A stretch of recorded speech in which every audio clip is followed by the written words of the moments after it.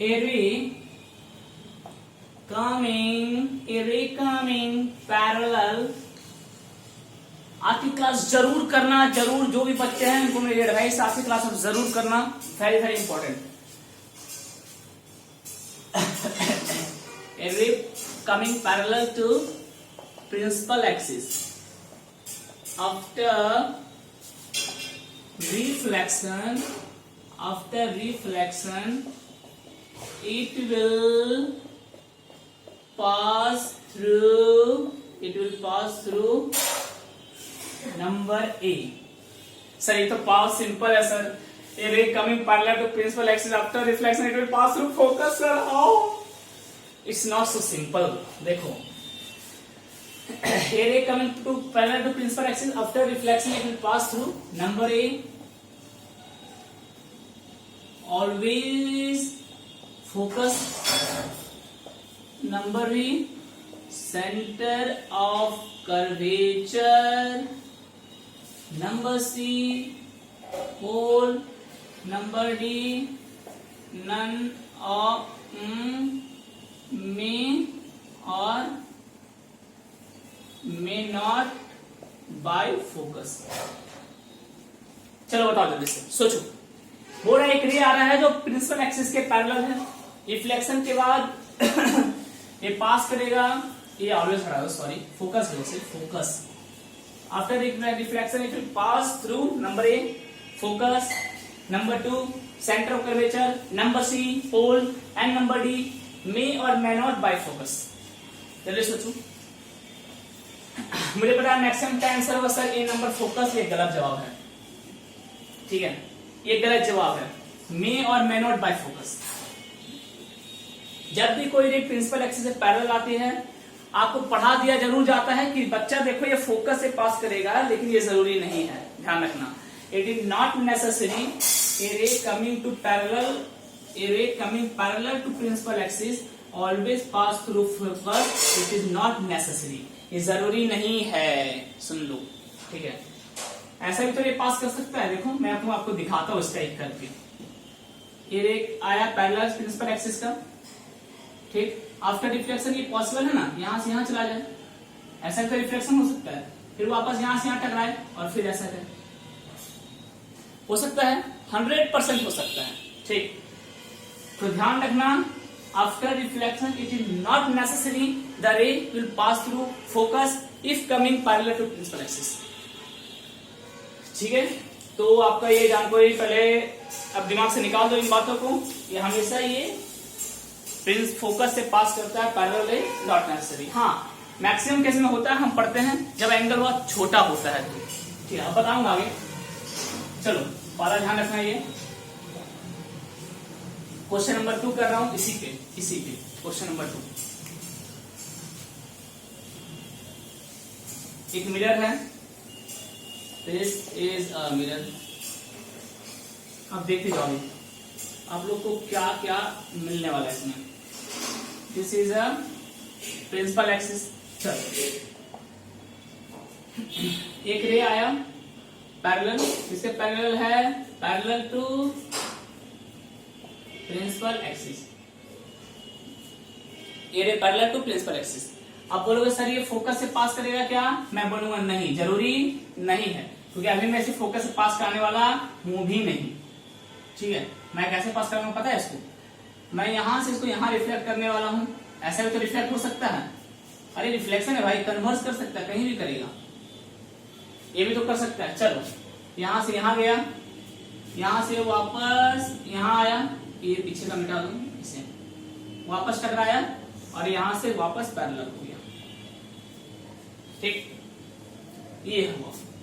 तो ये फोकस से जा भी सकता है, फोकस से नहीं भी जा सकता है, कंडीशन है। बताओ कंडीशन क्या है, थोड़ा वेट करो। पैरेलल आया, यहां से क्या हुआ, रिफ्लेक्ट होकर पोल पे चला गया, पोल से वापस यहां आया, इधर गया। चलो एक होमवर्क दे रहा हूं, अभी ये क्वेश्चन लास्ट में डिस्कस करेंगे, क्वेश्चन अभी आपको दे रहा हूं, तब तक दिमाग लगा रखना, ठीक। ये इसका नॉर्मल हुआ, आपको पता है नॉर्मल आता है बीच में जब भी रिफ्लेक्शन होता है, तो आपको पता है नॉर्मल आता है बीच में जब भी क्या होता है, रिफ्लेक्शन होता है। ये हुआ नॉर्मल, ऐसा this is a normal, this is a normal perpendicular to the surface. ठीक है, दिस इज अ नॉर्मल, एक नॉर्मल रे हो गया आपका। चलो अच्छा, इंसिडेंट रे जो नॉर्मल के साथ बनाता है उसे क्या बोलते हैं? Angle of incident I. ठीक है, और जो रिफ्लेक्ट हो जाता है वो एंगल ऑफ रिफ्लेक्शन आर। ठीक है, क्वेश्चन क्या है सुनो, क्वेश्चन है number 1, find angle I, number 2 find angle R, and number 3 find X. This is the complete angle X. अच्छा, ये कंप्लीट एंगल छोड़ दो, अभी इतना ही निकालो एक्स, ये एंगल। ठीक, ये 3 एंगल निकालना, कोई डाटा नहीं है, कुछ नहीं है आपके पास, लेकिन एंगल परफेक्ट एंगल में आएगा वो। 45 आए, 30 आए, 60 आए, 90 आए, 180 आए, 120 आए, परफेक्ट एंगल आएगा, इतना ध्यान रखना। ठीक है, एकदम परफेक्ट एंगल आएगा तीनों में, कोई डाटा नहीं है आपके पास। ठीक है, ये लास्ट में डिस्कस करेंगे टॉपिक के लास्ट में। अभी आपके लिए थोड़ा दिमाग लगाने के लिए, आप चाहो तो पॉज करके दिमाग लगा लो, इसमें खटा लो अपना जितना खटा हुए। ठीक है, एक रे आया प्रिंसिपल एक्सिस से पैरेलल, रिफ्लेक्शन के बाद ये पोल से टकराया, वापस यहाँ पे आके टकराया, ठीक, और वापस पैरेलल हो गया। ये have to find the angle of incident, angle of reflection and the value of X. ठीक, क्वेश्चन क्लियर हो गए? चलो ध्यान रखना, अभी से लास्ट में डिस्कस करेंगे इस क्वेश्चन को। बस 1 मिनट, जस्ट वेट। ठीक, चलिए अगले क्वेश्चन आता है, क्वेश्चन नंबर 3। सेकंड क्वेश्चन मैं डिस्कस करूंगा लास्ट में, अब दिमाग लगा के रखना। Question number 3, there is a mirror, concave हो या कन्वेक्स जो भी हो। ठीक है, पहला एक क्वेश्चन मैं पूछता हूं, उसके बाद बात करते हैं इस क्वेश्चन पे। Just write down question. It is necessary, it is necessary that the normal drawn to a surface, drawn to a, सोच के जवाब देना, सोच कर, surface always would be perpendicular, always would be perpendicular. It is necessary that the normal drawn to a surface is always would be perpendicular. वो एक surface है, आप बनाते हो, इंसिडेंट रे आया, रिफ्लेक्टेड रे गया, तो इसमें नॉर्मल आपने नॉर्मल ड्रॉ करा, क्या ये जरूरी है ये नॉर्मल हमेशा परपेंडिकुलर होगा सरफेस का? It is necessary. अगर आप बोले हाँ, तो मैं बोलूंगा यहाँ बताओ नॉर्मल क्या होगा। अगर एक बॉडी यहाँ से रिफ्लेक्ट होकर इधर गया, ठीक है, यहां बताओ नॉर्मल क्या होगा, ऐसा है, एक बॉडी रिफ्लेक्ट होकर यहाँ पे ऐसा गया, ठीक है, या एक ऐसा करके ऐसा है, एक यहाँ पे रिफ्लेक्ट होकर ऐसा गया। मैं बोलूंगा बताओ यहाँ नॉर्मल किधर बनेगा, कैसे आएगा परपेंडिकुलर टू द सरफेस? सोचो जल्दी से। क्या ये जरूरी है, क्या ये जरूरी है कि नॉर्मल हमेशा सरफेस के परपेंडिकुलर हो? यस और नो? कंफ्यूज कर गया आप शायद का जवाब नो में होगा, इसका मैक्सिमम बच्चों का हो सकता है नॉर्मल हमेशा परपेंडिकुलर ना भी हो, या कुछ लोग का हाँ में भी होगा। चलो देखते हैं, चलो देखते हैं साथ में। देखो, अगर आपका सरफेस ऐसा है तब तो आप नॉर्मल आराम से बना सकते हो। एक रे आया, इसे टकराया, वापस गया, and this is a normal. यहां क्या है नॉर्मल? सरफेस के परपेंडिकुलर। चलो, अगर आपका सरफेस ऐसा है और रे टकरा के ऐसा गया, ये बना हुआ नॉर्मल। अब सुनो, क्या ये परपेंडिकुलर होगा सरफेस का? Yes yes yes, 100%। ये भी सरफेस से क्या होगा, यहाँ पे परपेंडिकुलर होगा। यहां भी नॉर्मल सरफेस से क्या होगा, परपेंडिकुलर टू सरफेस। अच्छा सर, अगर ऐसा दे दिया तो एक यहां रे आया, टकरा के इधर गया, अगर ऐसा आया ना तो भी आप यहाँ पे जो ऐसा लेंगे, ऐसा आया तो भी यहाँ जो आप नॉर्मल बनाओगे ये भी सरफेस के परपेंडिकुलर होगा। याद रखना, यहाँ भी नॉर्मल जो बनेगा ये सरफेस के परपेंडिकुलर होगा। Normal is always perpendicular to the surface, always always perpendicular to the surface.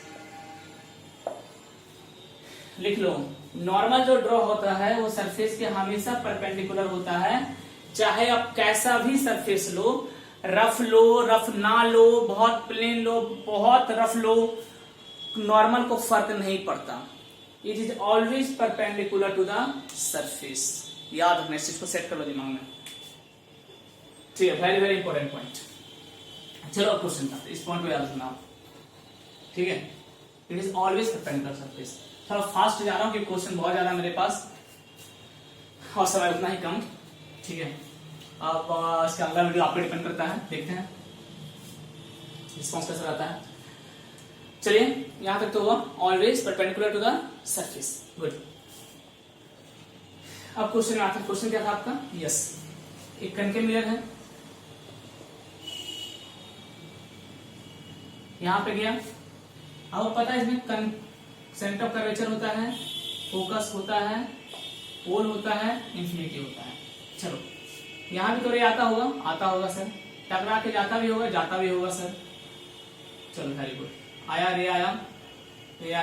चलो मैं जनरल रे बना रहा हूं, कोई ऐसा नहीं बना रहा हूं। चलो वो जनरल रे बना दिया तो क्या होगा? कन्वर्स हो गया। इसमें भी आप बनाओगे, normal. This is the normal, okay.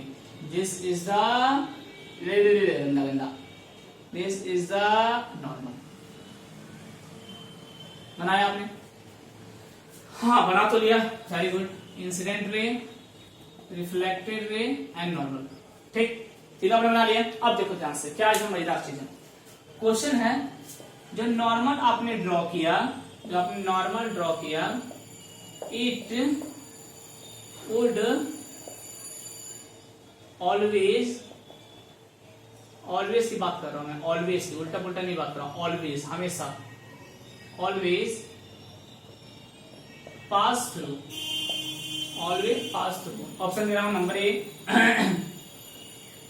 Between infinity and centre of curvature, B from centre of curvature, C from focus, ये सेंटर ऑफ कर्वेचर है, सीओसी, ठीक। And number D, between centre of curvature and focus. सोच के आपने जो आपने normal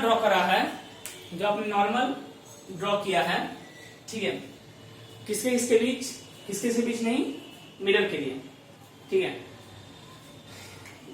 concave में नहीं, इधर कन्वेक्स में भी बनाओगे, इसमें भी सेम केस है। अगर ये आया डाइवर्ज हुआ तो इसमें भी जो नॉर्मल बनेगा इसका भी सेम केस है, ठीक। ये नॉर्मल होगा इसके लिए, ये इंसिडेंट, ये रिफ्लेक्टेड। तो जो नॉर्मल ड्रॉ होगा आपका, वो बोल रहा है it will always pass through, ये हमेशा पास करेगा किससे? बोला इंफिनिटी और सेंटर ऑफ कर्वेचर से, फोकस से, या सेंटर ऑफ कर्वेचर के बीच में से जाएगा, ये नॉर्मल जो आया। सो फिर जल्दी बताओ, 1 2 3 4 5 सुनो। याद रखना, जब भी स्फेरिकल मिरर में, इन केस ऑफ स्फेरिकल मिरर, ठीक है, नॉर्मल जो होता है आपका, नॉर्मल ऑलवेज, याद रखना, ऑलवेज पास थ्रू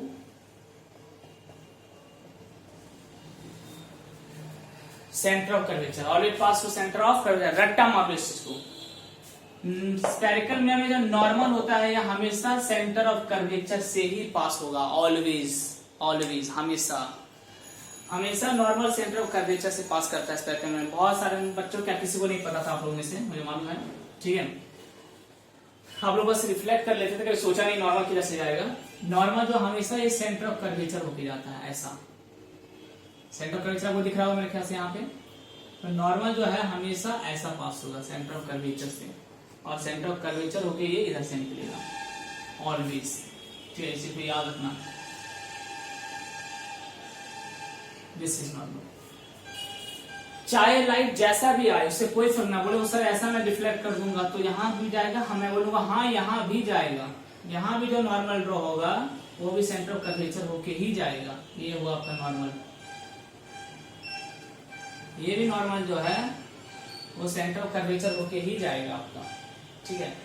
चाहे आप कहीं भी लाओ लाइट को, ओके। तो स्फेरिकल मिरर में जो नॉर्मल होता है वो हमेशा सेंटर ऑफ कर्वेचर होकर ही पास होता है। रेक्टम ऑफ वेस्ट को दिमाग रखना, अभी यूज करेंगे इस चीज का। चलिए जो क्वेश्चन दिया था मैं आपको सेकंड नंबर में, उसमें यूज करेंगे इसका। ठीक है, नोट डाउन कर लिया, वेरी गुड। चलो थोड़ा फास्ट तो नहीं हो रहा मेरे ख्याल से, सही जा रहा है। नेक्स्ट क्वेश्चन, क्वेश्चन नंबर 4 या 5 और जो भी है आपका देख लेना। 5 नंबर लेके चलते हैं। तो याद रखना सेंटर ऑफ कर्वेचर से ही हमेशा नॉर्मल पास होता है, किस केस में? स्फेरिकल मिरर के केस में। 5 नंबर क्वेश्चन पढ़ते हैं। 5 नंबर क्वेश्चन पे how many poles are present in spherical mirror? How many poles are present in spherical mirror? poles जान रहे हो आप क्या होता है? ठीक है, बिल्कुल मैं बताता हूँ क्या होता है। यह स्फेरिकल मिरर है। आप यहाँ पे एक वैल्यू लेते थे, याद है, जिसको हम लोग क्या बोलते थे? पोल। और एक यहाँ लेते थे सेंटर ऑफ कर्वेचर, दोनों से एक लाइन पास करते थे जिसे हम लोग बोलते थे प्रिंसिपल एक्सिस। आपको याद आया होगा कुछ कुछ। ठीक है, तो बोल रहा है एक स्फेरिकल मिरर में चाहे कनकेव हो या फिर कन्वेक्स हो, कुछ भी चाहे कनकेव हो या फिर कन्वेक्स हो, तो कितना पोल इसमें प्रेजेंट होता है? How many poles are present in a spherical mirror, ये क्वेश्चन है। चलिए आप बोलोगे ऑप्शन 2, चलो ऑप्शन देता हूं। 2, 1, इंफिनिटी, 1, 2, 3, 4, 5, 7, 8, 9, 10। जल्दी बताओ। 1 क्या 1? ओके, हो सकता है आप लोग पढ़े हो 1, मुझे पता है। ठीक है, एक्चुअली सुनो ध्यान से। एक स्फेरिकल मिरर जो होता है आपका, ठीक है, उसमें इनफाइनाइट पोल्स होता है। थोड़ा शॉक लगा होगा आपको, ठीक है, इस जानकर। ये कैसे हो गया भाई? हमने तो एक पोल ही पढ़ा है, बीच में geometrical centre which divide the mirror into 2 parts is called pole. बचपन से रट्टा मारते आ रहे हैं इस चीज को। ठीक है, एक स्फेरिकल मिरर में इनफाइनाइट पोल्स होता है, इतना पोल होता है आप गिन तक नहीं सकते, 1 नहीं होता है। हर एक पॉइंट पोल है इसका, ये पॉइंट, ये पॉइंट, ये पॉइंट, ये पॉइंट, ये पॉइंट, ये पॉइंट, ये पॉइंट। बस करो सर, बस करो, शांति। हर पॉइंट पोल है। इनफाइनाइट नंबर ऑफ पोल्स होता है, इनफाइनाइट नंबर ऑफ पोल्स होता है एक स्फेरिकल मिरर में, आप काउंट नहीं कर सकते। ठीक है, कैसे सर? समझ में नहीं आया? प्रूफ दिखाओ, प्रूफ दिखाता हूं। ठीक है, इनफाइनाइट नंबर ऑफ पोल्स होता है। इवन पोल्स नहीं, अगर पोल्स इनफाइनाइट होता है, सोचो अब एक चीज ध्यान रखना, अगर पोल्स इनफाइनाइट होता है तो प्रिंसिपल एक्सिस जो सी और पी से पास करता है, प्रिंसिपल एक्सिस यहां से पास कर सकता है, ये भी तो प्रिंसिपल एक्सिस होगा, सेंटर ऑफ कर्वेचर, और ये भी आपका एक पोल है, तो ये भी क्या बन जाएगा? Principal axis. Centre of curvature, ये भी आपका एक पोल है, ये क्या बन जाएगा? Principal axis. Centre of curvature, ये भी आपका एक पोल होगा, ये भी क्या बन जाएगा? Principal axis. और तेरा मतलब एक स्फेरिकल मिरर में इनफाइनाइट नंबर ऑफ पोल्स होता है, और एक स्फेरिकल मिरर में infinite number of principal axis भी होता है। याद रखना, एक स्फेरिकल मिरर में इनफाइनाइट नंबर ऑफ पोल्स होता है, और एक स्फेरिकल मिरर में infinite number of principal axis भी होता है। ठीक है, सिर्फ पोल्स नहीं, प्रिंसिपल एक्सिस भी इनफाइनाइट होता है, आप काउंट तक नहीं कर सकते, इतना प्रिंसिपल एक्सिस जहां चाहे आप ड्रॉ करो। ठीक है, मिरर पर, हवा में नहीं। ठीक है, सारा प्रिंसिपल एक्सिस होगा, सारा प्रिंसिपल एक्सिस होगा। ठीक है, तो स्फेरिकल मिरर का इनफाइनाइट फोर्स का इनफाइनाइट प्रिंसिपल एक्सिस होता है। थोड़ा सा आपको व्यू दे रहा हूं, क्यों? ठीक है, देख लो अच्छे से, नोट डाउन कर लेना इसका। ये spherical mirror have infinite number of poles and infinite number of principal axis. क्यों? इसका जवाब थोड़ा सुन लो। मान लो ये मिरर है, चलो मान लिया सर, अभी आप इसे पोल पकड़ लिया, आप यहां सेंटर ऑफ कर्वेचर, ये तो फिक्स होगा, आपने एक लाइन पास करा, ये बन गया आपका प्रिंसिपल एक्सिस, बन गया। ठीक, मैं क्या किया, मैं पूरा मिरर नहीं लिया, मैं मिरर का इतना सा पार्ट ले लिया, इतना छोटा सा मिरर ले लिया, यहां से यहां तक, बस। मैं बोला मैं पूरा मिरर से मतलब नहीं है मेरे को, मैं मिरर को तोड़ दिया, इतना छोटा सा पार्ट लिया। चलो ये छोटा सा पार्ट लिया मिरर का एक छोटा सा पार्ट है, बस ये पार्ट लिया मिरर। इसमें भी तो मैं पूरा इमेज बना सकता हूं। आप यहाँ पे ऑब्जेक्ट रखे, इसका आपने इमेज बनाया, इसमें इमेज बनाया, ठीक है, उसमें कर सकता हूं मैं। अब इसका अपना पोल हो जाएगा यहाँ पे, देखो एक नया पोल बन गया। मैं छोटा सा पार्ट ले लिया इसका, एक अपना पोल बन गया, अपना एक ठीक है पोल बन गया। सेंटर ऑफ कर्वेचर तो यही है, ठीक है। चलो यही मैं समझाता हूँ, यही देखो इसका अपना पोल बन गया, मैं तोड़ दिया तो एक अपना पोल हो गया, उसका अपना ज्योमेट्री का सेंटर है ना भाई, सेंटर ऑफ कर्वेचर तो यही है। अब यहां से मैं एक लाइन खींचूं तो ये क्या हो जाएगा, ये हो जाएगा principal axis passing through centre of curvature and pole, pass करा। अब यहाँ पे आप ऑब्जेक्ट रखो तो इसका भी तो अपना एक इमेज बनेगा, इसमें बनेगा अपना इमेज, बिल्कुल बनेगा। अगर यहाँ आपके ऑब्जेक्ट रखने से इसमें इमेज बन सकता है, तो यहाँ ऑब्जेक्ट रखने पे इसमें भी तो इमेज बन सकता है ना। आप इधर से ले लो प्रिंसिपल एक्सिस, ये प्रिंसिपल एक्सिस, क्यों, यहाँ पे भी अपना एक पोल होगा, ठीक। आप यहाँ पे ऑब्जेक्ट रख दो, इसका भी तो इसमें फुल इमेज बनेगा। यहाँ ऑब्जेक्ट रखो, इसका भी इसमें फुल इमेज बनेगा। यहाँ ऑब्जेक्ट रखो, इसका भी फुल इमेज बनेगा। चलो यहाँ से ले लो, मैं यहाँ सुनूंगा सर, आप यहीं से ले लो। यहाँ ऑब्जेक्ट रखो, इसका भी तो इसमें फुल इमेज बनेगा। आप ऑब्जेक्ट को कहीं भी रखो, उसका फुल इमेज बनेगा, 100% बनेगा, फुल इमेज बनेगा। जरूरी नहीं ऑब्जेक्ट को यहीं पे रखो, आप यहाँ रख दो, यहाँ रख दो, यहाँ रख दो, यहाँ रख दो, आप और आगे बढ़ा लो, यहाँ रख दो, कहीं भी ऑब्जेक्ट रखो फुल इमेज बनाएगा, वो बिल्कुल फुल इमेज बनाएगा, ठीक है। मतलब ये कि अगर वो रखने पे फुल इमेज बना रहा था, ऑब्जेक्ट को रखते कहाँ हो, प्रिंसिपल एक्सिस पे रखते हो, मतलब ये क्या होगा, प्रिंसिपल एक्सिस, और पास किससे करता है, principal axis, centre of curvature of pole से, मतलब यहाँ क्या होगा, पोल होगा। आए समझ में, चलो तुम्हें समझ में आ गया, बहुत अच्छे, नहीं आया कोई बात नहीं, ध्यान रखना, थोड़ा सा अल्टर कॉन्सेप्ट है, बस इतना याद रखना। एक स्फेरिकल मिरर में इनफाइनाइट पोल होता है, हर एक पॉइंट उसका पोल है, ठीक है। सेंटर ऑफ कर्वेचर फिक्स होता है, पोल इनफिनाइट होता है, ठीक है। तो प्रिंसिपल एक्सिस भी इनफिनाइट होता है। चलो अगले क्वेश्चन में आते हैं। हाँ my God, I am getting tired. Next question लिखो जल्दी से। How will the image of convex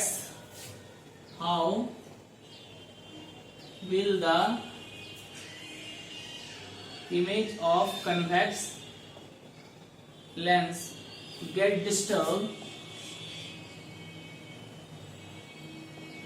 if number 8 half covered?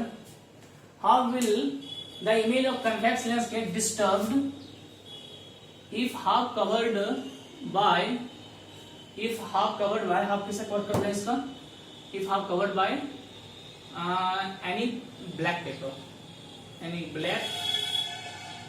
ठीक है। if half upper portion लिखो, if half upper covered by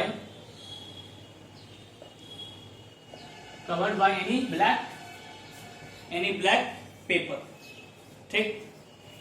next, if half and if number B central part covered by black paper। Question क्या बोल रहा है, एक convex lens है, एक इसने क्या किया, इसका आधा पोर्शन ब्लैक पेपर से कवर कर दिया, तो बोला बताओ इमेज कैसे इफेक्ट होगा। बी में क्या किया, इसका सेंटर वाला पोर्शन इतना जो है ये ब्लैक से कवर कर दिया, बोला अब बताओ इमेज कैसा इफेक्ट होगा दोनों केस में। चलिए दिमाग लगाओ, एक हाफ एक में आधा। मेरे ख्याल से आप लोग सोच लिए होंगे इसके आंसर, ठीक है, क्या होने वाला है। तो देखो ध्यान रखना, अगर चाहिए हाफ कवर करे, सुनो, या मिडिल का हाफ कवर करे, ऐसा कवर करे ब्लैक पेपर से, या फिर ये ऐसा कवर करे, तो ब्लैक पेपर से कुछ भी कवर करे, ध्यान रखना image, complete image will form, याद रख लो, इमेज पे कोई इफेक्ट नहीं होता, कंप्लीट इमेज विल फॉर्म। ऐसा नहीं कि इमेज आधा कट जाएगा, आधा कट जाएगा ऐसी बात नहीं है, ठीक है। इमेज पूरा बनेगा,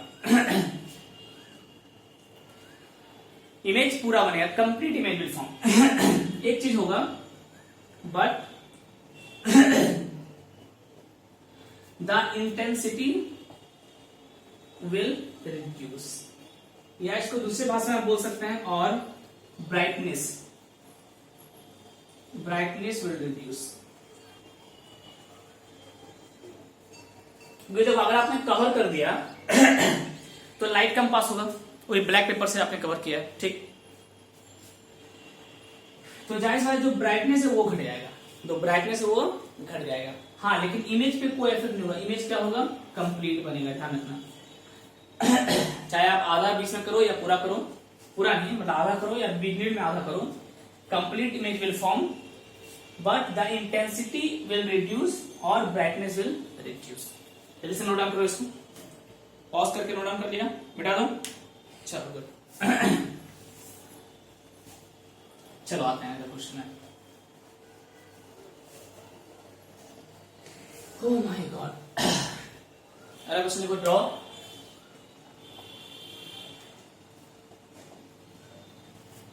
a graph between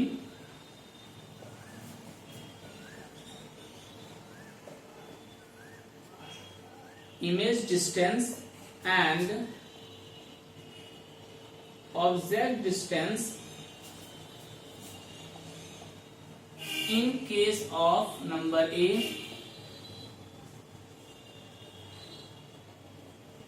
spherical mirror, number B lens. अब वो ग्राफ ड्रॉ करना है इमेज डिस्टेंस और ऑब्जेक्ट डिस्टेंस के बीच। इमेज डिस्टेंस पता है आपको क्या होता है, v, ऑब्जेक्ट डिस्टेंस u। इन दोनों के बीच में आपको ग्राफ बनाना है, ठीक। किसी केस में, मिरर के केस में और लेंस के केस में। चलो देखो ध्यान से देखो इसको ग्राफ कैसे बनाते हैं। इंपॉर्टेंट है, ध्यान से देखो। इंपॉर्टेंट नहीं है, इंपॉर्टेंट है, ठीक।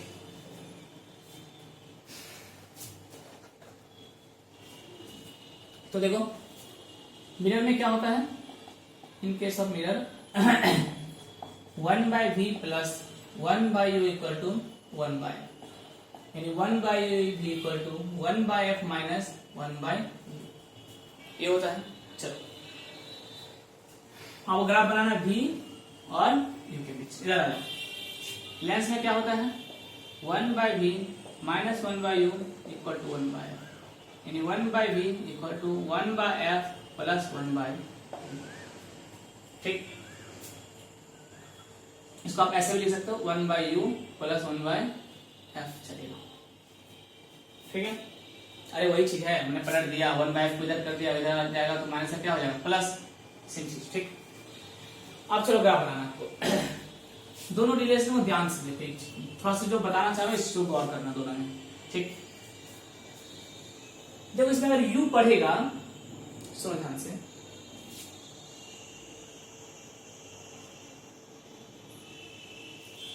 चलो पूरा क्या बात करते हैं। 1/u अगर इंक्रीज करेगा, पूरा देखो, 1/u अगर क्या करेगा, इंक्रीज करेगा, ये पूरा वैल्यू अगर बढ़ता है तो ये ओवरऑल वैल्यू क्या होगा, घटेगा, घटेगा। नेगेटिव वाला वैल्यू अगर बढ़ेगा तो पूरा वैल्यू क्या होगा, घटेगा, ठीक।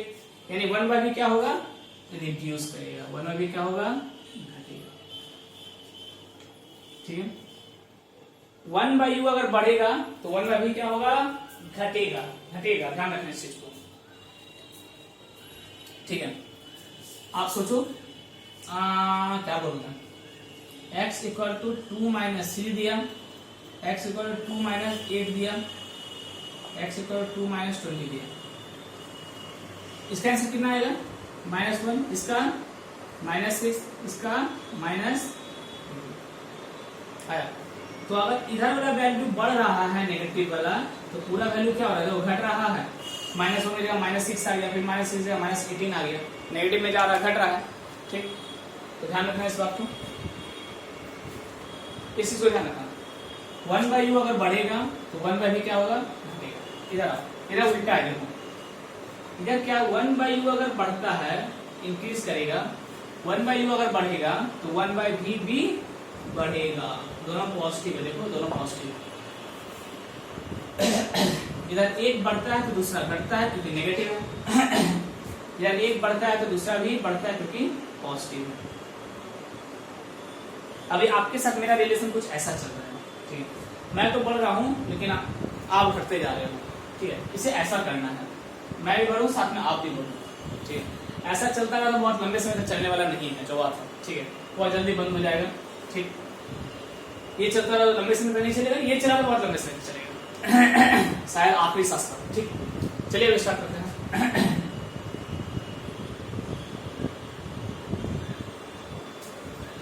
अब जो ग्राफ बनाना था दोनों के बीच में, हा देखो, इधर है 1/v 1/v, इधर 1/u 1/u। इसमें एक बढ़ने पे दूसरा घट रहा है, ठीक, यानी इसमें ग्राफ होगा क्यों, ऐसा क्यों, सुनो ध्यान से। जहां पे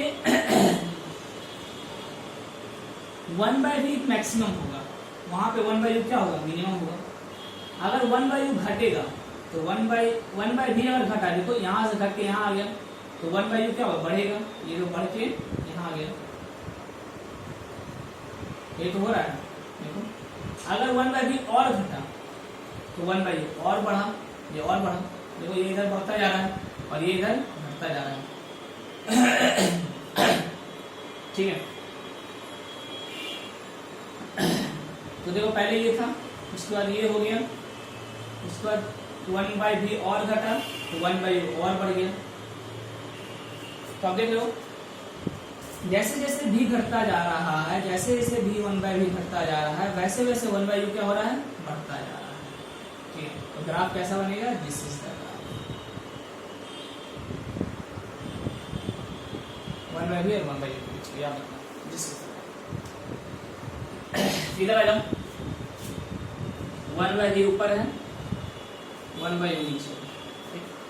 इन लोग एक बढ़ने पे दोनों बढ़ रहा है, ठीक, यानी ग्राफ होगा यहाँ से, देखो एक बढ़ेगा दोनों बढ़ेगा, देखो यहाँ पे क्या हुआ, u बढ़ा तो यहाँ पे देखो इधर 1/u बढ़ा, इधर 1/v बढ़ा, इधर देखो 1/v और ऊपर हो गया तो 1/u भी और आगे हो गया, यहाँ पे 1/v और ऊपर हो गया, यहाँ आ गया तो 1/v भी और आगे हो गया, यहाँ पे आ गया, ठीक। 1/v और ऊपर हो गया तो 1/u भी और आगे आ गया, तो ग्राफ कैसा होगा, ऐसा होगा। आप सवाल कर रहे हो ऑरिजिन से स्टार्ट क्यों नहीं होगा, ऑरिजिन से स्टार्ट नहीं होगा क्योंकि यहाँ 1/f भी है, ये भी कुछ पहले से स्पेस लेकर रखिएगा ना, यही आपको 1/f का स्पेस, जिसको आप बोलते हैं इंटरसेप्ट, इसको m से डिनोट करता है, अभी बाद में पढ़ोगे इस चीज को। यहाँ 1/f नहीं रहता ना, तो हम ऑरिजिन से इस ग्राफ को यहाँ से स्टार्ट करते हैं, ऐसा, इस ग्राफ कहाँ स्टार्ट करते हैं, यहाँ से स्टार्ट करते हैं, ऐसा। अगर 1/f नहीं रहता तो ये 1/f यहाँ से यहाँ तक का इंटरसेप्ट है, मतलब इसके बदले भी समझ लो कुछ आएगा, 1/f बेकार तो नहीं जाएगा ना कुर्बानी, तो उसके बदले ये ग्राफ यहाँ से स्टार्ट होगा, इस तरह से।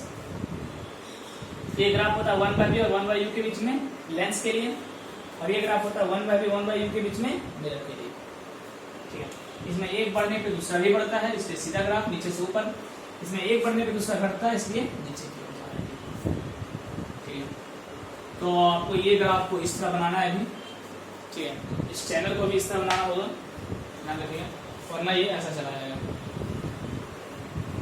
चलिए जल्दी से लिख लो इसे दोनों को, बहुत इंपॉर्टेंट था ये, क्लियर हो गया। चलिए धैर्य आए अगले टॉपिक में, come to the next topic, चलिए फिर आते हैं इसको।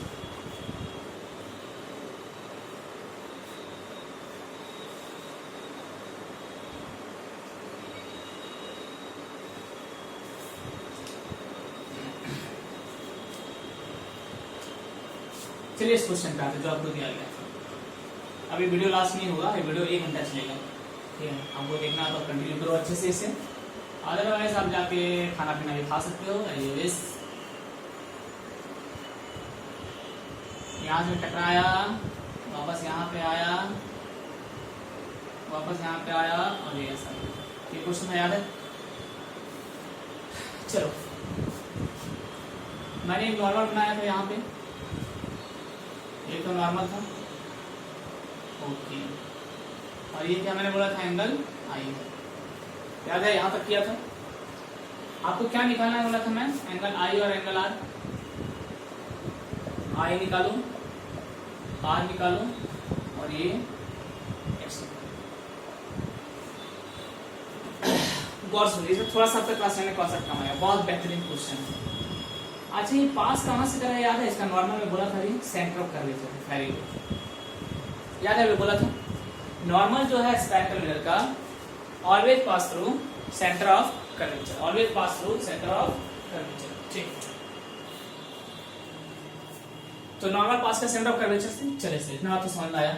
अब देखो ध्यान से देखो, ये दोनों पैरेलल है, हाँ बिल्कुल पैरेलल है। चलो ये आई तो ये कितना होगा बता सकते हो? आई ही तो होगा, अल्टरनेट इंटीरियर एंगल। ये आई तो ये भी आई, सही है? नहीं सॉरी सॉरी सॉरी, ये आई तो ये भी आई। ऐसा देखो यार जेड बनाते थे, बोलते जहां जेड बनेगा टीचर बताता जहां जेड बना ना बेटा वहां पे दोनों बराबर होगा, वही थोड़ा देखो। तो आई तो ये भी आई। अब सुनो ध्यान से, अब सुनो ध्यान से, आप पढ़े होंगे ट्रायंगल का एक कॉन्सेप्ट। एक ट्रायंगल का ये ए है, ये बी है, ये सी है। अगर A B equal to A C रहता है, ठीक है, तो angle B equal to angle C होता है। यार क्लास 9 में पढ़े हो आप इस कॉन्सेप्ट को, ठीक है। एक ट्रायंगल का अगर दो साइड बराबर होगा, एक ट्रायंगल का अगर दो साइड बराबर होगा, ठीक है, तो इसका करस्पॉन्डिंग टू एंगल्स भी बराबर होगा। तो angle B equal to angle C, अगर angle A B equal to angle A C, ये दोनों साइड अगर बराबर है तो करस्पॉन्डिंग साइड एंगल भी बराबर है, angle B equal to angle C. अब देखो, अच्छा ये क्या है बता सकते हो? यहां से यहां तक रेडियस ऑफ कर्वेचर, रेडियस ही तो है ना, देखो radius of spectral mirror R. अच्छा ये क्या है बता सकते हो? अरे सर ये भी तो वही है, radius of curvature, yes are.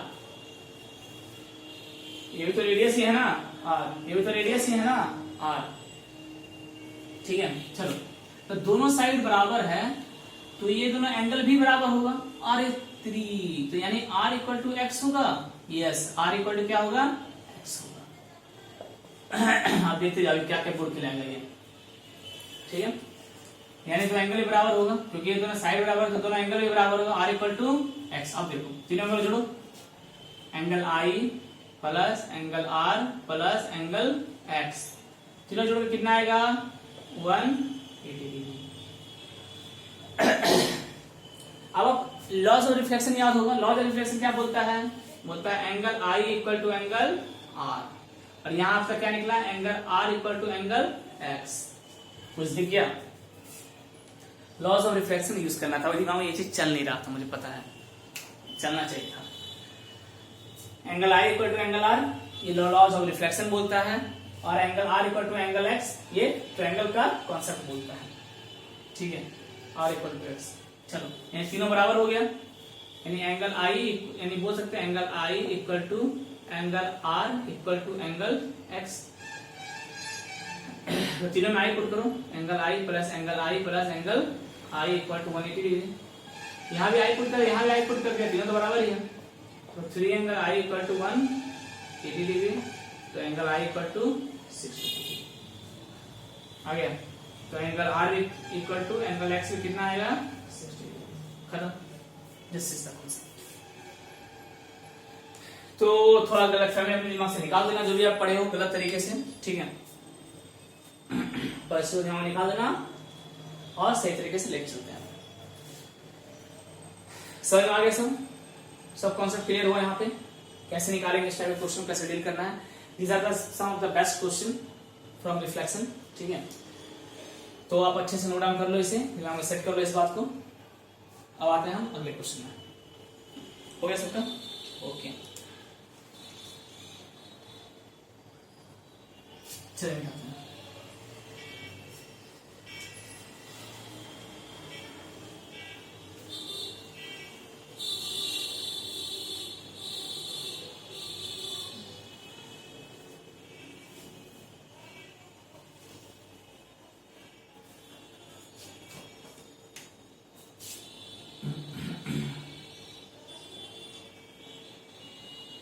बनाए क्वेश्चन नंबर जो भी लिख लेना, मुझे आपको क्वेश्चन करवाना है।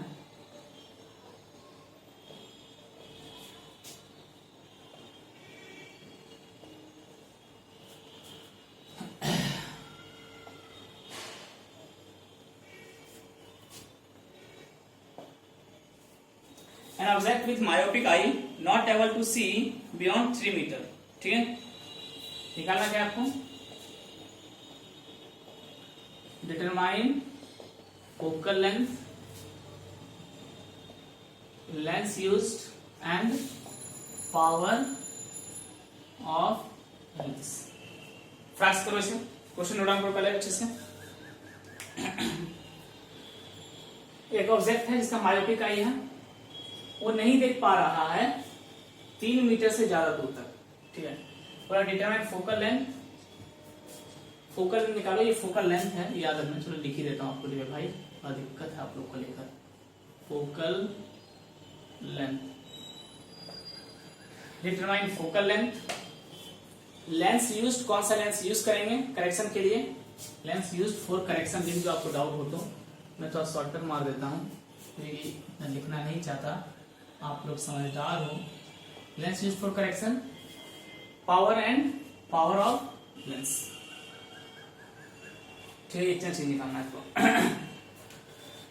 एक बार ट्राई करना चाहो ट्राई कर लो, फिर मैं आता हूँ आपके टॉपिक पे। Fast fast fast fast. ठीक, चलिए शुरू करते हैं इसे।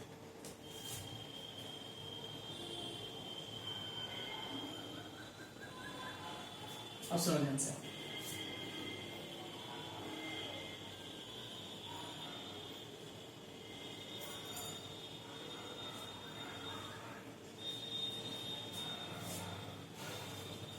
an object with myopic eye not able to see beyond 3 meter, determine focal length, lens used for correction and power of lens। चलो देखो इसको थोड़ा ध्यान से समझना क्या बोल रहा है, इसका सॉल्यूशन करते हैं इसको। एक आदमी है, ठीक, एक आदमी है, ओके समझ में आया। वो 3 मीटर से ज्यादा दूर तक नहीं देख सकता, मतलब कहां तक देख सकता है इमेज को, 3 मीटर तक। अच्छा, इमेज को कहां तक देख सकता है, 3 मीटर तक। ठीक है, ओके, 3 मीटर तक देख सकता है। ठीक, अच्छा, मायोपिक आई है, मायोपिक आई मतलब बोल रहा है कौन सा लेंस यूज करते हैं मायोपिक में, सर कन्वेक्स यूज करते हैं, वेरी गुड। क्या, सॉरी कनकेव यूज करते हैं, कन्वेक्स में कनकेव यूज करते हैं। ठीक है, चलो कनकेव यूज करते हैं हम लोग। अब देखो, अच्छा मायोपिक पता है ना वो क्या होता है, जिसमें दूर का नहीं दिखता। आपको मैं लिखवा दिया था, तो दूर के देखने के लिए, करेक्शन के लिए हम लोग कनकेव लेंस यूज करते हैं। ठीक है, ये मैं उसमें लिखवाया था, आपको याद होगा इस चीज के बारे में, बता चुका बीच में, डिस्कशन कर चुका उसके बारे में। ठीक है, तो दूर से आ रही है, अगर दूर का नहीं दिख रहा है, मायोपिक मीन्स दूर का नहीं दिखना, मायोपिक मीन्स, मायोपिया है मतलब दूर का नहीं दिखना। ठीक, तो कनकेव हम लोग यूज करते हैं। सुनो, यानी लेंस कौन सा है, कनकेव। चलो वेरी गुड। अच्छा, 3 मीटर तक वो देख पा रहा है, मतलब 3 मीटर तक अगर इमेज इसका बन रहा है, उससे आगे इमेज नहीं बन रहा है, तो ये हो गया इमेज डिस्टेंस 3 मीटर। माइनस होगा, क्यों माइनस होगा, क्योंकि इसका इमेज जो बनता है, आपको याद होगा मैं बताया था, dot dot dot dot dot dot करते थे, एक सेंटर ऑफ कर्वेचर से पास करते थे, तो यहाँ इमेज बनता था। ठीक है, और इसका इमेज मतलब कहाँ बनता है, मिरर के लेफ्ट साइड। कनकेव लेंस के केस में, सॉरी कनकेव लेंस के केस में मिरर इमेज कहाँ बनता है, लेंस के लेफ्ट साइड में इमेज बनता है, तो कैसा होगा, नेगेटिव। ठीक, यू क्या होगा, यू तो नहीं पता। सुनो, तो मायोपिया में होता क्या है, बीमारी क्या है, दूर का चीज नहीं दिखता। सुनो, दूर का चीज नहीं दिखता, यानी ऑब्जेक्ट कहाँ होता है मायोपिया में, दूर। दूर, दूर मतलब क्या, इंफिनिटी। ये कॉन्सेप्ट था जबरदस्त इसका। ऑब्जेक्ट कहाँ होता है, दूर में, दूर मतलब क्या होता है, इंफिनिटी। तो इसमें दूर का चीज नहीं दिखता, तो ऑब्जेक्ट डिस्टेंस अब क्या लेंगे, इंफिनिटी। सेट कर लो दिमाग में, इंफिनिटी, जहां ऐसा क्वेश्चन आए। इमेज क्या होगा, 3 मीटर तक देख पा रहा है, यानी -3 मीटर। चलो, फोकल लेंथ क्या करना है आपको, निकालना है। तो जब तक फोकल लेंथ नहीं निकालोगे, पावर नहीं निकलेगा। चलो निकालते हैं। Formula 1/v - 1/u = 1/f, -1/3 - 1/∞ = 1/f। ये क्या हो जाएगा बच्चों, 0। 1/∞ = 0 होता है, याद रखियो। और 1/0 इक्वल टू इंफिनिटी होता है, इसको याद रखिए हो, ठीक है। तो -1/3 इक्वल टू 1/f, तो f को कितना हो गया -3 मीटर। आ गया फोकल लेंथ, ये कपड़ा कहाँ गया, आ गया फोकल लेंथ। चलो पावर निकाल दो, पावर कौन क्या होता है 1 फोकल लेंथ -1/3 -0.33 डायोप्टर, खत्म सीधा। तो कॉन्सेप्ट इसमें नहीं था, कॉन्सेप्ट इसमें था, ठीक है। तो इतना समझ में आ गया तो अच्छी बात है, जल्दी से इसे कॉपी कर लो आप।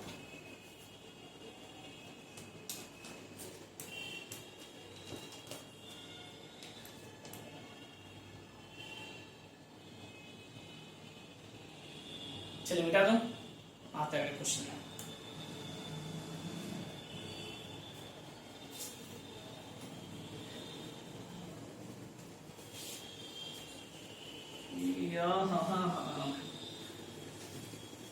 चलो मैं क्वेश्चन लिख देता हूँ पॉज करके, तो बहुत समझ आया क्वेश्चन लिखने में, 2 मिनट रुक जाओ आप। चलो क्वेश्चन पढ़ो आप जल्दी से फटाक से। बड़ा एक कॉन्वेक्स मिरर है जिसका फोकल लेंथ कितना है f, of an real object placed at f, और ऑब्जेक्ट कितने में रखा गया f पे। तो बोल रहा है इमेज से निकालो, दोनों f ही है, ले भाई ले भैया, ठीक है। एंड इतना ही नहीं हुआ, and compare height of image to height of object. चलो स्टार्ट करें इसको। देखो कन्वेंशनल केस में आप जानते हो फोकल लेंथ क्या होता है, पॉजिटिव, क्योंकि इधर आता है, ठीक है। कनकेव केस में उधर आता है, ठीक है। Focal length positive. चलो देखो क्वेश्चन देखने में बड़ा ही लग रहा है आपको, फोकल लेंथ क्या हो गया f, ऑब्जेक्ट डिस्टेंस कितना है f, लेकिन ये नेगेटिव हुआ क्योंकि ऑब्जेक्ट इधर रहता है, इधर रहता है। चलो बहुत काम किया आपने इससे, हमें लगाओ। लिखने में आसान जरूरी है क्वेश्चन, और आसान है भी, बस आपको समझाना कि कहीं ऐसा क्वेश्चन है तो भड़कना नहीं। देखने में बहुत आसान है, बनाने में भी आसान है। ये प्लस हो जाएगा तो क्या हो जाएगा 2/f हो जाएगा, तो फिर कितना निकला गया f/, कितना आसान क्वेश्चन था। बच्चे भाग जाते हैं कि मैं इसे क्वेश्चन करवाया क्लास में, बहुत सारे बच्चे रुक जाते हैं, ठीक है। रुकिए मत, प्रोसीड करो। आप पर f पढ़ के कंफ्यूज हो जाते हो, अरे दोनों तो f ही पे है, ये तो गड़बड़ हो गया, ऐसा कुछ नहीं है, ठीक। फोकल लेंथ f, यू भी f, एक प्लस एक माइनस, क्योंकि पॉजिटिव ये नेगेटिव, फॉर्मूला लगा दूं f/2। तो इमेज कितने बनेगा f/2 पे बनेगा। देख ले यहाँ तक, चलो वेरी गुड, और सही भी आ रहा है, ठीक है। नेक्स्ट है इसका, अब हो रहा है magnification, height of image by height हो गया, वो किसे नहीं करता मैग्निफिकेशन। ये क्या होता है height of image by height of object. चलो तो पहले मैग्निफिकेशन निकाल लेते हैं, -v/u से, इससे बात करेंगे।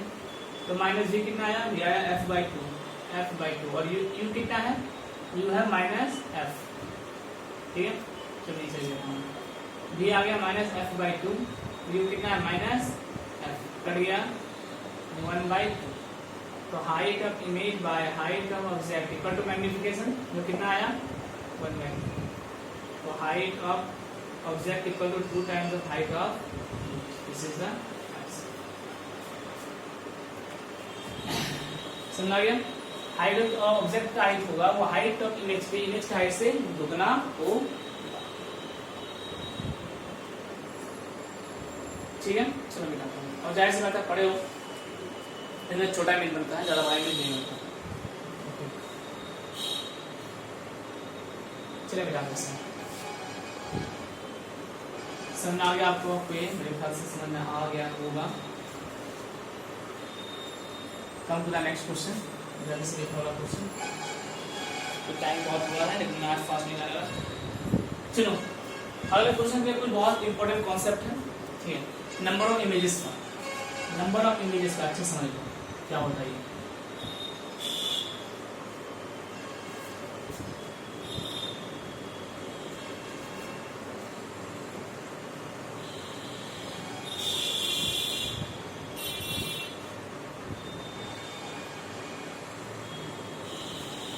टाइम कितना हो गया है 52। चलो कोई बात नहीं। Number of images between two minute, बच्चों का बहुत उन्होंने एक रट्टा मार के रखा है फॉर्मूला, क्या मार के रखा है 360/θ-1। ये फॉर्मूला सब में यूज नहीं होता है बच्चों, ध्यान रखना, सबके लिए नहीं है ये फॉर्मूला, कंडीशन है, कहीं कहीं लगता है,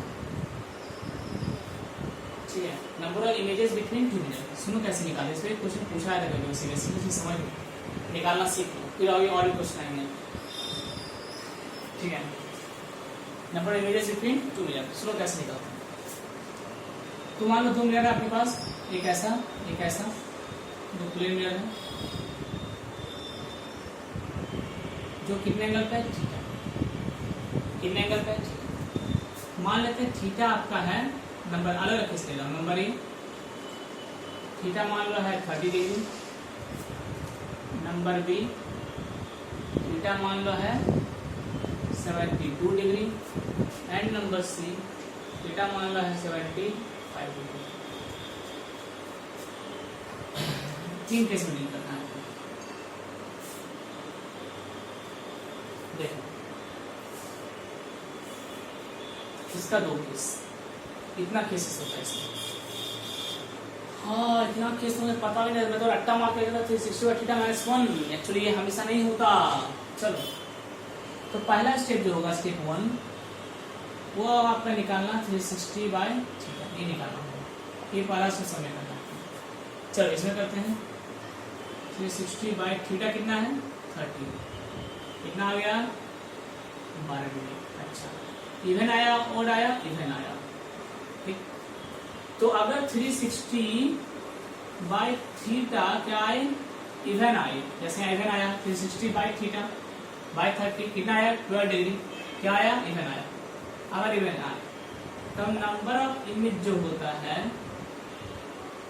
वो होता है 360 बाय थीटा -1, मतलब 360 बाय थीटा आया कितना 12 -1 इक्वल कितना होगा 11 is the number of image.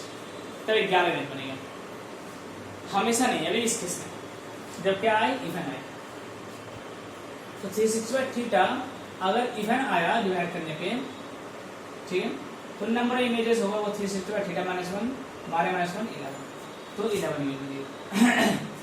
Second 360 by 72, ये यहाँ थीटा कितना करेगा बच्चों, तो दिमाग कितनी 6। ओह माय गॉड, मैं तो कंफ्यूज कर गया इसमें। चलो कोई बात नहीं, 3 2 6 सत्य कैसे नहीं, 2 बार 3 से काट देना, थोड़ा हटाओ 1 2 12 के 12 इतना 120 बार में, ये 3 से कटेगा 26 बार में,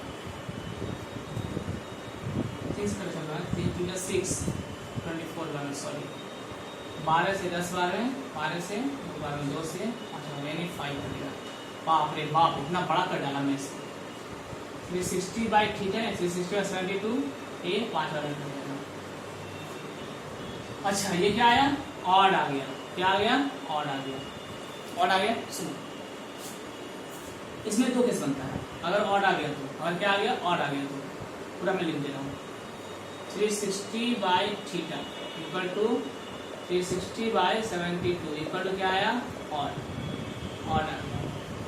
तो इसमें दो केस बनता है, अगर ऑड आ गया तो, ऑड आ गया दो केस, क्या केस नंबर 1, केस नंबर अगर इमेज, अगर ऑब्जेक्ट सिमेट्रिकल है, ऑब्जेक्ट कितना है सिमेट्रिकल, और नंबर 2 अगर ऑब्जेक्ट असिमेट्रिकल है। ये क्या हुआ सर, देखो क्या हुआ, ये दोनों आपका मिरर है, ऑब्जेक्ट में बीच में रखा गया, बीच में रखा गया मतलब इधर से भी कितना टोटल एंगल कितना है 72, यानी इधर से भी 36 डिग्री और इधर से भी 36 डिग्री, सिमेट्रिकल है, एकदम सिमेट्रिकल, एकदम बीचों बीच ऑब्जेक्ट है, एकदम बीचों बीच। तो दोनों साइड से एंगल कितना बना रहा है 36 इधर से और इधर से भी 36, तो दोनों जोड़ के टोटल कितना आएगा 72।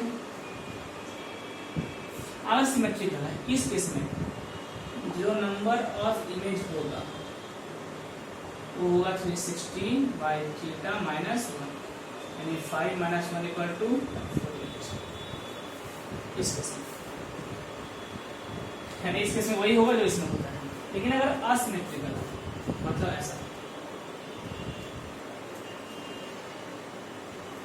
ऑब्जेक्ट है, इधर से बना रहा है 42 डिग्री और इधर से बना रहा है 30 डिग्री, ऐसा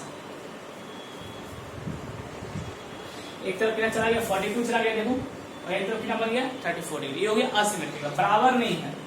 तो ऐसे में जो नंबर ऑफ इमेज होगा वो होगा ओनली 360/θ, कोई -1 नहीं होगा, जो कितना है 5। दिस इज अलग अलग होता है। अगर सिमेट्रिकल आया तो 360/θ -1, अगर असिमेट्रिकल आया तो ओनली 360/θ यानी 5 इज द आंसर, कोई -1 +1 नहीं होगा इसमें। 360/θ इसमें करते हैं 360/75।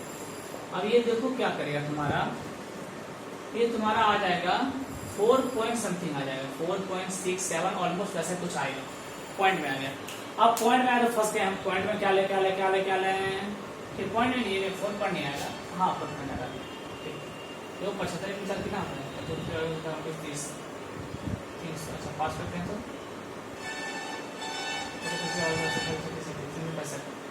अच्छा हाँ 4.8 आ रहा है, ठीक।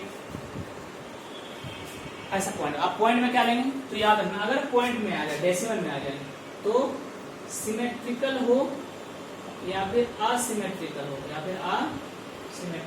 कुछ भी हो कोई फर्क नहीं पड़ता, नंबर ऑफ इमेज जो होगा वो एक्चुअल वैल्यू कितना है बस वो होगा, कितना है 4। जो पीछे डेसिमल के बाद आ रहा है उसको नहीं लेना। अगर ऑब्जेक्ट सिमेट्रिकल हो या एसिमेट्रिकल कोई फर्क नहीं पड़ता, अगर डेसिमल में आ रहा है तो डेसिमल वाला वैल्यू नहीं लेना, जो पहला वाला वैल्यू है वही क्या होगा आंसर। अगर आया 5.6 तो नंबर इमेज कितना होगा 5, अगर आया 6.1 तो नंबर इमेज कितना होगा 6, अगर डेसिमल में आ रहा है तो, ठीक। तो अगर डेसिमल में आ रहा है तो डायरेक्ट वही आंसर हो जाएगा 4, क्योंकि नंबर इमेजेस कभी ऐसा नहीं कि 0.8 बनेगा 0.1 बनेगा, ऐसा नहीं होगा, ठीक। चलो जल्दी से वो तार छाप लो, ये बहुत इंपॉर्टेंट कॉन्सेप्ट है, अब इसका क्वेश्चन करेंगे। चलो देख लिया, मिटाऊं ओके मिटा रहे हैं, आप पॉज करके लिख लो, अच्छे से सबको लिख लो, नोट डाउन कर लो डिटेल्स में। तो यही नंबर इमेज का कॉन्सेप्ट, पढ़ लेना अच्छे से इसे, इससे क्वेश्चन आता है, ज्यादा नहीं कम ही आता है लेकिन आता है, बहुत छोटा सा कॉन्सेप्ट है, ध्यान रखना सभी को।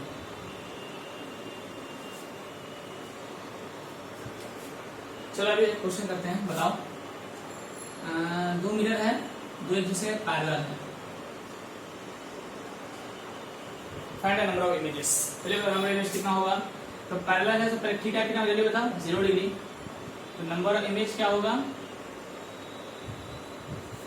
360/θ -1 नहीं, -1 मतलब पहले चेक करो इधर आया और आया, तो 360/θ कितना 0, अरे ये तो इन्फिनिटी आ गया, अरे वाह, मतलब कितना इमेज बनेगा इनफिनाइट इमेज बनेगा, कभी खत्म ही नहीं होगा, ये बनता रहेगा, ठीक, इनफिनाइट बनेगा। अभी मैं देखो कैसे कंफ्यूज करता हूँ, क्या हो जाएगा कितना हो 0 डिग्री, चलो वेरी गुड बहुत अच्छा शाबाश, ठीक।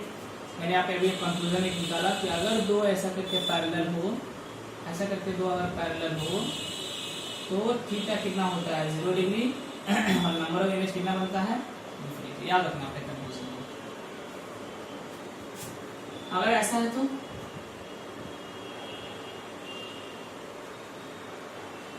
कितना होगा 90 डिग्री, तो नंबर इमेज क्या होगा पहले चेक कर लेते हैं, 360/θ कितना आएगा, तो 360/θ हो गया 90, चेक कर लेते हैं फिर कितना आएगा, अरे 4 आ गया 36, ठीक है।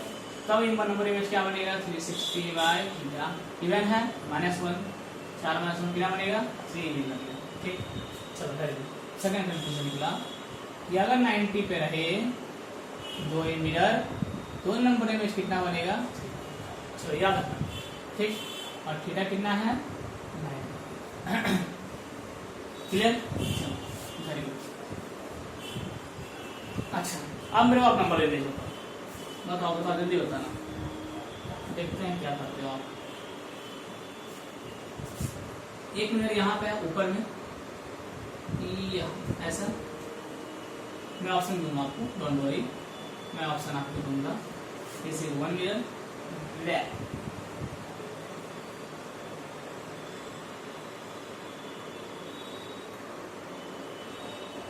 This is one mirror, this is another mirror.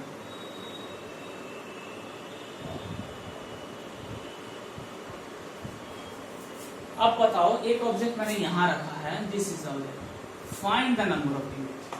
अभी आप बताए सर 0 डिग्री पे होगा दोनों तो इन्फिनाइट बनेगा। चलो ठीक है, मैं आपको ऑप्शन देता हूँ, इन्फिनाइट से शुरू करते हैं।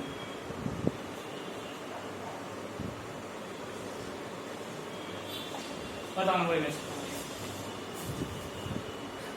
बीच में ऑब्जेक्ट है, ठीक है। आप तो यही करोगे, theta equal to 0 degree sir, है ना, तो कितना इमेज बनना चाहिए, इन्फिनाइट।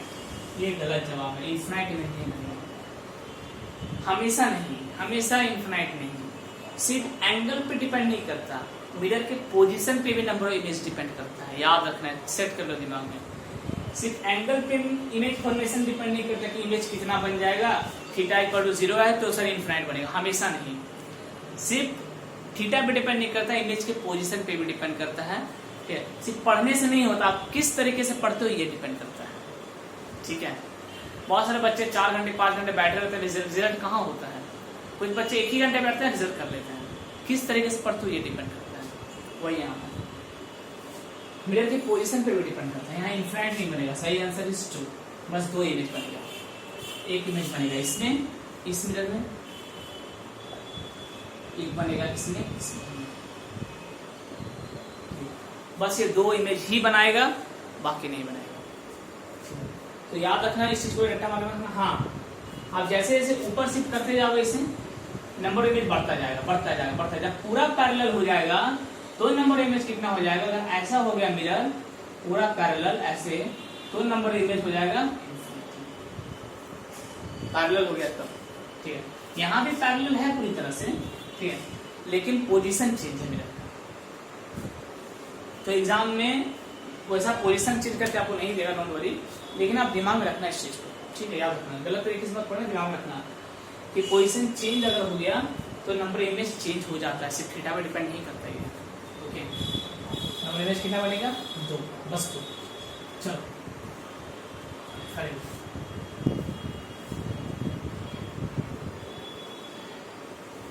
आगे कंटिन्यू करना चाहोगे इसे आज? मुझे पता है वीडियो लंबी हो गई, 1 घंटा का बीत चुका है, लेकिन शायद मजा आ रहा होगा आपको आज की क्लास करने में, तो आप बहुत कुछ नया सीख रहे हो इस क्लास में, ठीक है।